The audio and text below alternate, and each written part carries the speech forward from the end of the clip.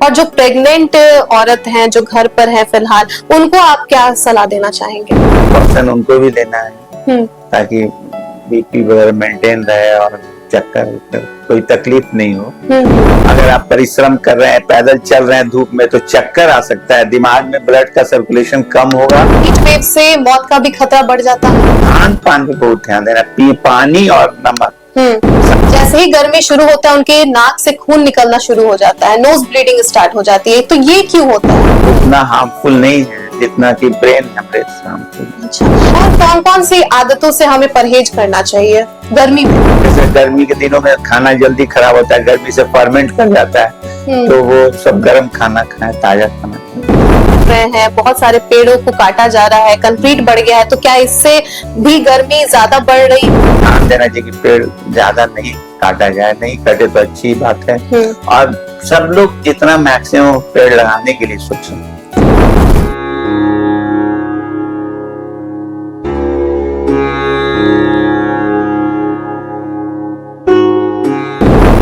आप देख रहे हैं न्यूज हाट। मैं हूं आपके साथ एसपी सराफ और हेल्थ मंत्रा शो में आप तमाम दर्शकों का बहुत बहुत स्वागत है।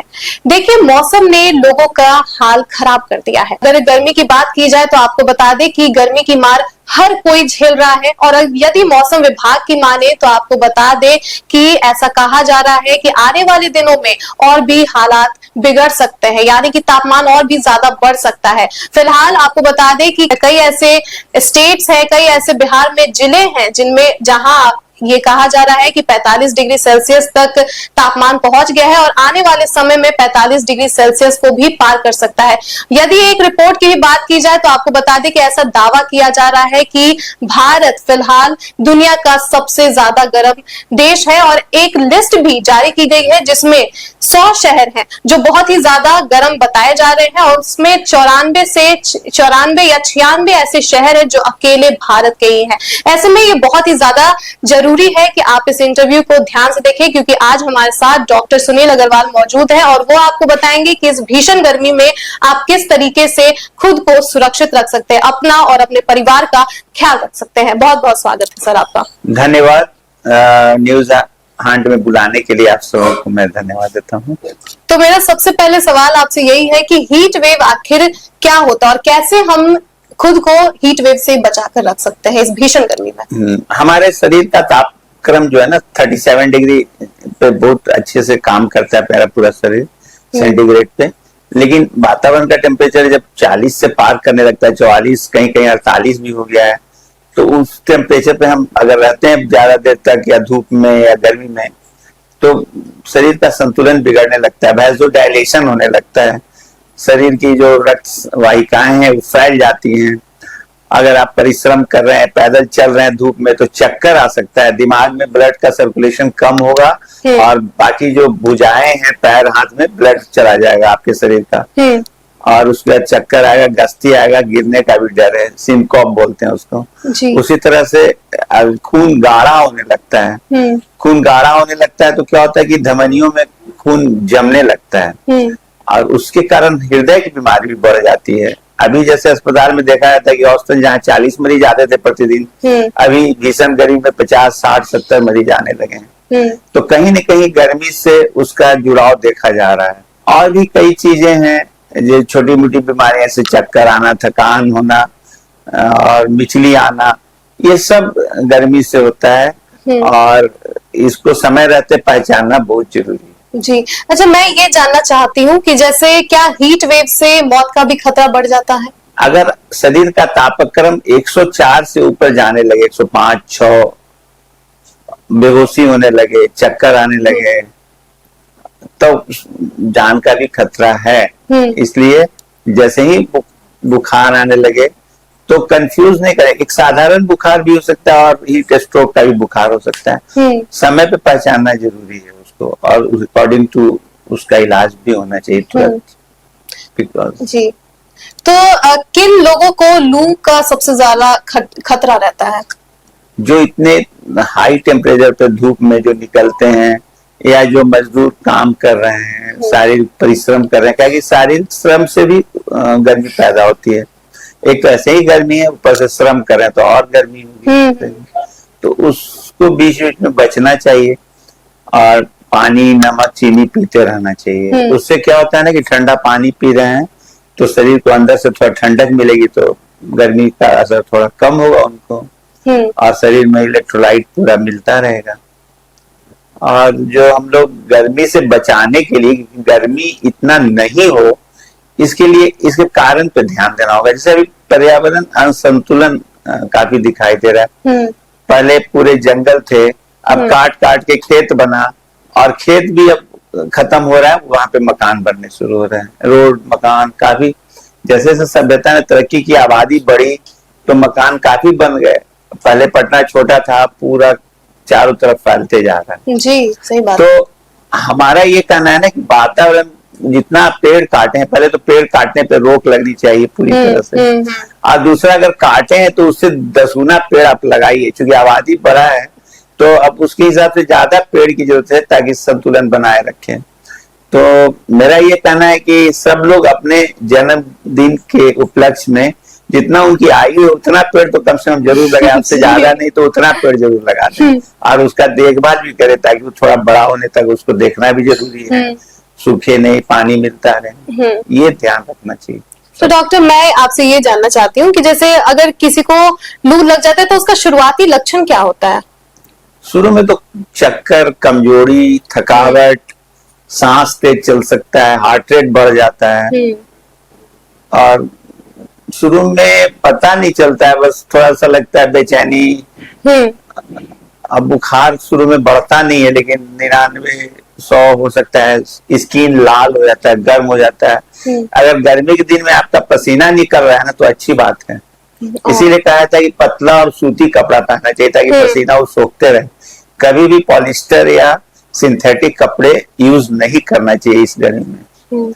और दूसरी बात की बीच बीच में जैसा कहा गया कि पानी चीनी नमक पीते रहें, सिर्फ पानी भी नहीं पिए, पानी पिएंगे तो क्या होगा कि शरीर से पसीना निकलेगा और सोडियम निकल जाएगा, मतलब नमक निकल जाएगा, तो सोडियम की शरीर में कमी हो जाएगी, जिसे बोलते हैं हाइपोनेट्रीमिया।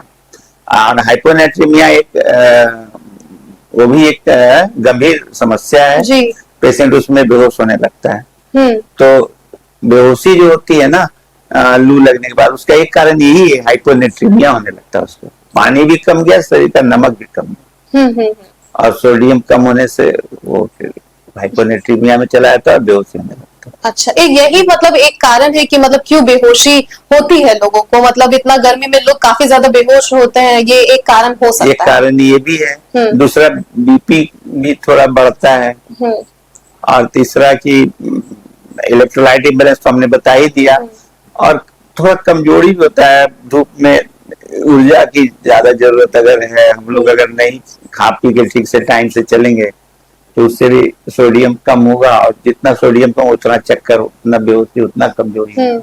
इसीलिए खान पान पे बहुत ध्यान देना, पानी और नमक साथ में थोड़ा चीनी ले तो और अच्छा, उससे ऊर्जा मिलेगी, तो ये बहुत जरूरी है।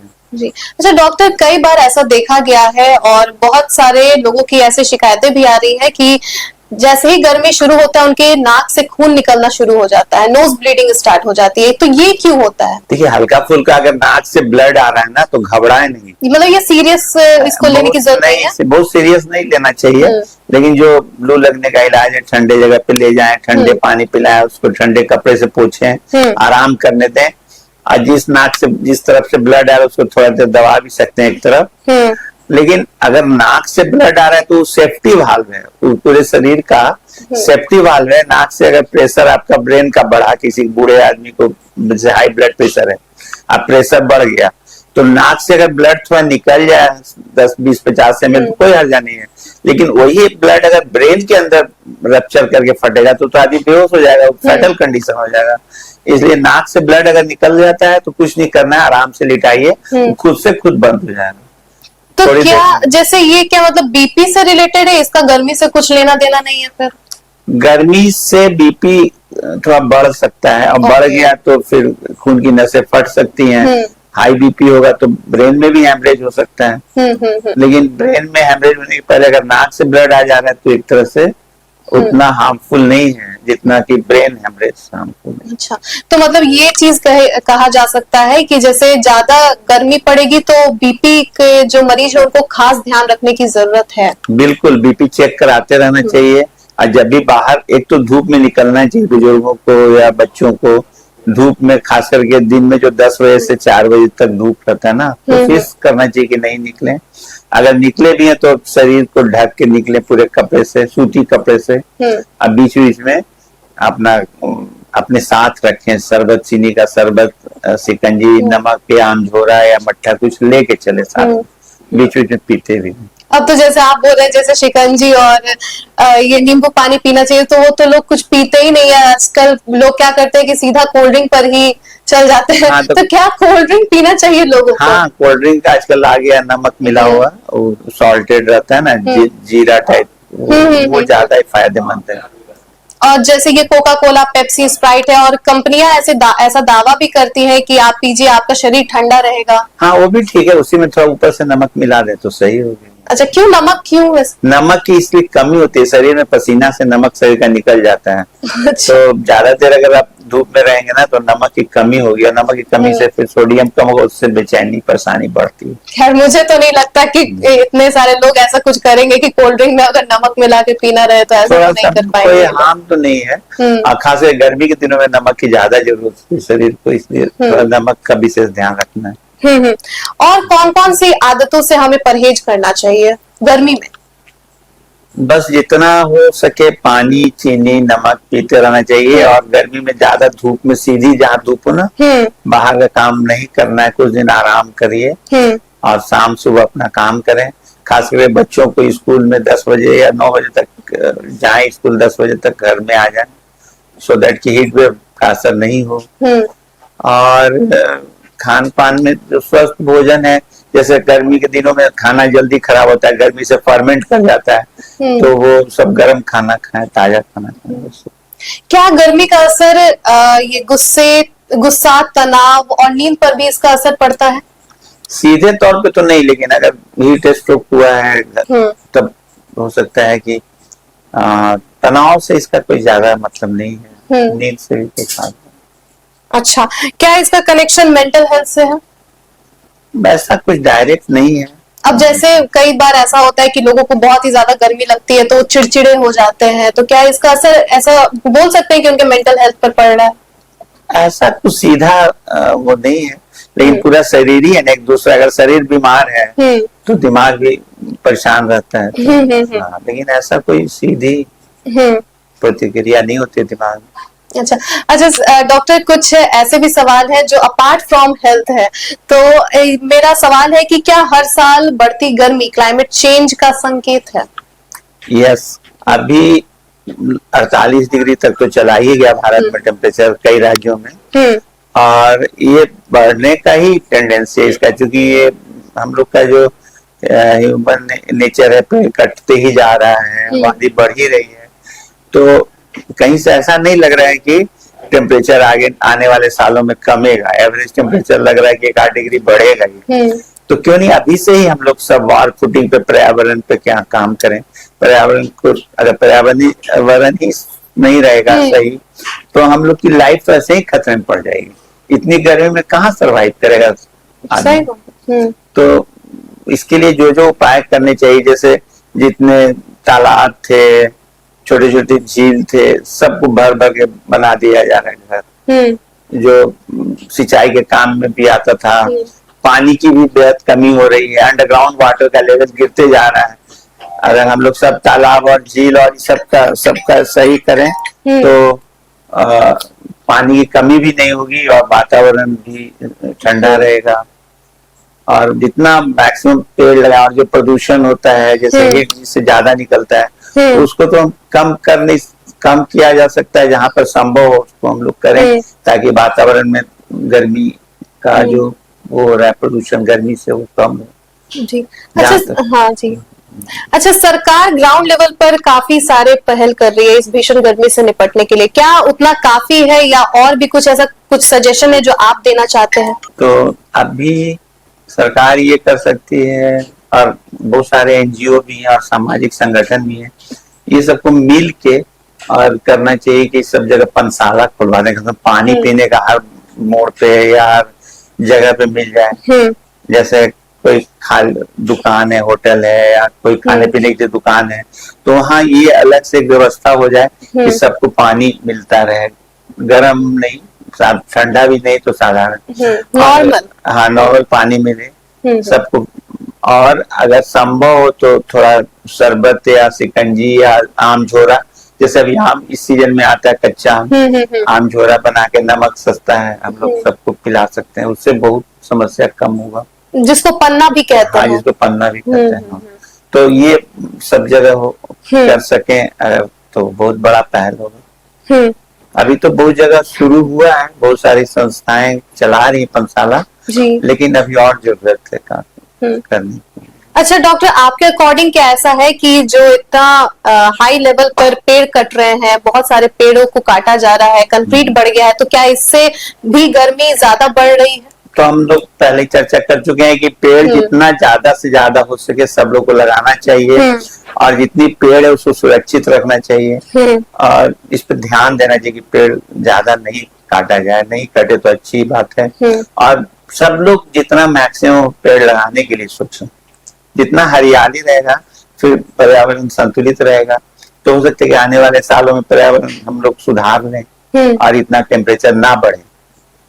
तो उसको अभी से ही ध्यान देना होगा, और वाटर पुटिंग में ये सब लोगों की ये समस्या है, और सबको मिल के इसमें आगे आना चाहिए। अभी जो है वातावरण में अगर हम लोग अभी से नहीं ध्यान देंगे तो ये स्थिति और भयावह हो जाएगी, और टेम्परेचर और बढ़ सकता है। इसलिए अभी से जहां जहां से हम लोग सुधार सकते हैं इसको, पानी की मात्रा सुनिश्चित करना, अंडरग्राउंड वाटर लेवल कैसे मेंटेन हो, ये सब विभागों को, कई विभाग मिल के इसमें अगर योगदान देंगे ना, तब इस पे हम लोग काबू पा सकते हैं, सफल हो सकते हैं इस अभियान में। जो फ्रीज में जो केमिकल यूज होता था ना, तो वो वातावरण को नुकसान भी पहुंचाता था, तो वो सब तो अब कुछ सुधार हो रहा है, होना दिखना शुरू हुआ है। मतलब अब नए टेक्नोलॉजी से जो बन रहे हैं इंस्ट्रूमेंट और फ्रीज वगैरह, तो कुछ सुधार हो रहा है, लेकिन फिर भी फ्रीज एसी का जितना कम इस्तेमाल हो, वही हम समझते हैं कि ठीक है। सही बात। वातावरण में गर्मी पैदा करने वाले चीज सभी उपकरण कम से कम। जी अच्छा, जैसे देखा जा रहा है जैसे जैसे समय बढ़ रहा है, गर्मी और भी ज्यादा बढ़ते जा रहा है। पिछले साल को इस साल से कंपेयर करें तो पिछले साल जितनी गर्मी थी, इस साल और भी ज्यादा बढ़ गई है, तापमान में भी वृद्धि हुई है। तो ये बताइए कि क्या आगे आने वाले समय में एक महामारी की तरह हीट वेव को और इस चीज को हम लोग देख सकते हैं? ऐसा तो प्रेडिक्ट किया जा रहा है कि ये धरती पे हर चीज का लाइफ आ गया, कि कितने साल के बाद धरती इतना गर्म हो जाएगी। और पहले भी अब देखा गया है कि कई बार जो पृथ्वी पे जो संतुलन गड़बड़ाया, तो डायनासोर इतने मजबूत और बाहुबली थे, सब नष्ट हो गए। तो अभी कहना मुश्किल है कि कितने साल के बाद, 50, 100, 200, 1000 साल के बाद क्लाइमेट इतना खराब होगा, लेकिन भविष्यवाणी तो हो ही रही है जी। और अब हम लोग को तो अभी कहना बड़ा, it is very early to say कि क्या होगा, लेकिन अभी से ही सबको अलर्ट करना चाहिए जी। आपके अकॉर्डिंग क्या लगता है? मतलब मेरे हिसाब से तो लगता है कि टेम्परेचर ही बढ़ेगा। 48 तो सुन रहे हैं, 50 तक तो चला जा सकता है, लेकिन अगर 50 के बाद फिर सर्वाइवल तो बहुत कष्टप्रद हो जाएगा। हमको तो लगता है कि सर्वाइव करना मुश्किल हो जाएगा इस धरती पे। बिना एसी के आप लोग बाहर नहीं निकल पाएंगे, और उतना एसी संभव नहीं है सबको प्रोवाइड करना। और बॉडी भी उस हिसाब से ही अडेप्ट कर रहा है खुद को कि उसको एसी चाहिए नहीं। हाँ, और फिर आगे आने वाले समय में और भी हालात बिगड़ सकते हैं। हाँ, सबसे आसान उपाय है कि वातावरण को, पर्यावरण को बचा के संभाल के रखें। समय रहते जितना उधर वो काम आसान है करना, वातावरण में पेड़ लगाना और वातावरण को मेंटेन करना, ये आसान है। और हम लोग दूर दूर पे रहें, जैसे शहर में इतना जो पेड़ कर, शहर का गर्मी और ज्यादा बढ़ रहा है, हम लोग ज्यादा लोग कोशिश करेंगे गांव में रहें, तो शहर में पेड़ नहीं कटेगा। तो क्या ये चीज संभव है सर? संभव तो बनाना ही पड़ेगा ना। अब बहुत सारा कंट्री है जहाँ की 1 किलोमीटर में सिर्फ 300 आदमी रहते हैं, और यहाँ देखिए 1 किलोमीटर कितने हजारों आदमी हैं। जी सही तो बात है। घना तो बहुत ज्यादा है, तो उनसे जो गर्मी निकलता है उनके से और एसी से, और तो घना तो यहाँ भारत छोटा है और आबादी बहुत है, तो यहाँ तो संभव नहीं। लेकिन जहां तक हो सके हम लोग उसको, गांव में कुछ रहते हैं तो वहाँ का वातावरण यहाँ से थोड़ा अच्छा है, और वहाँ पेड़ भी है, हरियाली भी है। लेकिन वहां भी अब कट रहे हैं, तो वहां भी ये अब जरूरत है इस बात को, पर्यावरण को ठीक रखने का, पेड़ लगाने का, पानी के जलाशय सबका निर्माण कराना, और जितने जलाशय जो बंद हो रहे हैं, सूख रहे हैं, जिनका की इन्फ्रास्मेंट हो रहा है, वो सब भी फिर से बहाल हो सके और सही किया जा सके। जी अच्छा, एक चीज मैं यहाँ पे अपने ऑडियंस को बताना चाहूंगी, दर्शकों को बताना चाहूंगी कि जैसे ये दूसरी बार है जब हम लोग इस मुद्दे पर बात कर रहे हैं, और अगर आपको और भी ज्यादा डिटेल में ये वीडियो चाहिए तो आप हमारा वो फर्स्ट वाला भी वीडियो देख सकते हैं, उसका लिंक जो है डिस्क्रिप्शन बॉक्स में रहेगा। और सर जैसे पहले वाले वीडियो में हमने बात किया था कि लू जरूरी नहीं है कि अगर आप धूप में है तभी आपको लू लगेगा, अगर आप घर पर भी हैं तो भी आपको लू का खतरा है। तो उस विषय पर भी थोड़ा सा हम बात करना चाहेंगे ताकि जो दर्शक हमारे साथ जुड़े हैं उनको भी पता चले कि ये क्या है मामला। जहाँ भी रहे ना, रूम हवादार होना चाहिए, बहुत अधिक गर्म रूम में नहीं रहना है, उसमें भी गर्मी से पसीना आता है, रूम के अंदर भी पसीना आएगा। आपका रूम हवादार होना चाहिए, कूलर या पंखा या ऐसी कुछ होना चाहिए, नहीं तो रूम हवादार होना चाहिए, क्रॉस वेंटिलेशन, मतलब अगर एक तरफ दरवाजा खुला है तो दूसरी तरफ खिड़की भी होना चाहिए हवा निकलने के लिए, आने जाने के लिए, वो बहुत जरूरी है। और दूसरा कि अगर क्रॉस वेंटिलेशन नहीं है, आप भूख खाना ठीक से नहीं खा रहे हैं, फास्टिंग ज्यादा कर रहे हैं गर्मी में, तो और सोडियम आप ले नहीं रहे हैं, एक तो ऊपर से निकल रहा है, तो वो इलेक्ट्रोलाइट इम्बैलेंस का कारण बन सकता है, लू लग सकता है। और हीट स्ट्रोक या हीट एग्जॉस्शन या लू लगना, ये सब एक ही बीमारी है, और थोड़ा गंभीर स्थिति को बोलते हैं हीट स्ट्रोक, उससे कम गंभीर हुआ तो हीट एग्जॉस्शन, या उससे कम हुआ तो मामूली भाषा में कहते हैं कि चक्कर आ रहा है या गर्मी का असर हो रहा है, कुछ बोल देते हैं।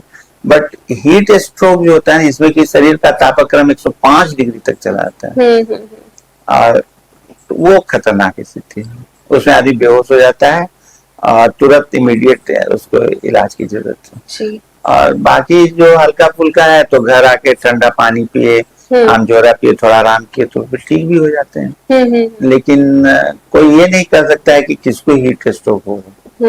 उसी में कुछ लोगों को हीट स्ट्रोक होता है सीवियर टाइप का, कुछ लोगों को माइल्ड टाइप का है जो खुद से इलाज करके ठीक हो जाते हैं। अगर किसी को लू लग जाता है तो फिर घर पे किस तरीके से उसका इलाज करना चाहिए? सबसे पहले तो ठंडे रूम में रहें, ठंडी जगह पे उनको लेटा दें, ठंडा ठंडा पानी से पोंछें पूरा शरीर को, और उसको नमक पानी चीनी का घोल पिलाते रहें, शिकंजी, जूस, फल। उसके बाद उसका असेसमेंट करें, उनका हार्ट रेट ठीक है, रेस्पिरेशन ठीक है, बुखार ज्यादा नहीं है, तो बस यही सब लिक्विड डाइट पे रखें और थोड़ा थोड़ा देर में उसको देखते रहें, वो ठीक हो जाता है खुद से। लेकिन अगर बहुत ज्यादा हीट स्ट्रोक है तो उसमें बर्फ से पोंछना होगा, पूरा शरीर को ठंडा करना होगा, पैरासीटामोल दीजिए।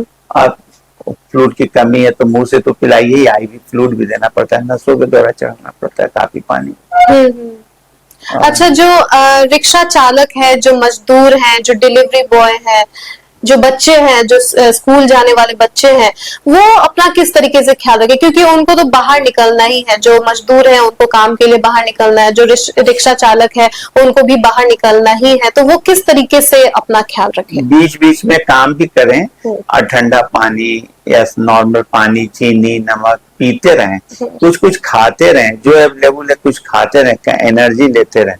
उससे क्या होगा ना कि उनका बैलेंस रहेगा, फिर वो ज्यादा परेशानी उनको नहीं आएगी।